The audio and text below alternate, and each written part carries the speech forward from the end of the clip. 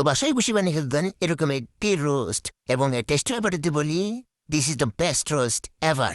এখানে চিকেন মরিচের গুঁড়া লবণ দিয়ে মাখিয়ে নিচ্ছি। এরপর 10 মিনিট রেস্টে রেখে এগুলোকে ভেজে নেব। আপনাদের মন মতো কড়া করে ভেজে নিতে পারেন, হালকা করে ভেজে নিতে পারেন। আমি প্রেফার করি কড়া করে ভেজে নাও। চিকেনগুলো ভাজা করে এখন নামিয়ে নিব।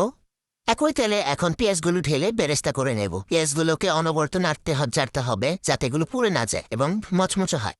এখন আমরা দিয়ে দেব আদা বাটা, রসুন, জয়ত্রী, পোস্তদানা বাটা। এখন খুব ভালোভাবে এগুলোকে নেড়েচেড়ে কষিয়ে নেব। এ পর্যায়ে দিব পেঁয়াজ, এগুলোকে এখন নেড়েচেড়ে নিতে হবে। এরপর বাদাম বাটা, এগুলোকে ভালোভাবে নেড়েচেড়ে কষিয়ে নিতে হবে। এ পর্যায়ে দিয়ে দিব আমরা মরিচের গুঁড়া, টক দই। এ পর্যায়ে আবার নেড়েচেড়ে নেব। এখন দিয়ে দিব টমেটো সস, আবার নেড়েচেড়ে নেব।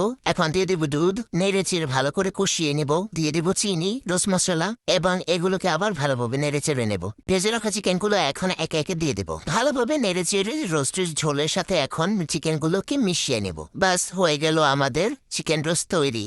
টেস্টের ব্যাপারে যদি বলি, this is the best roast ever.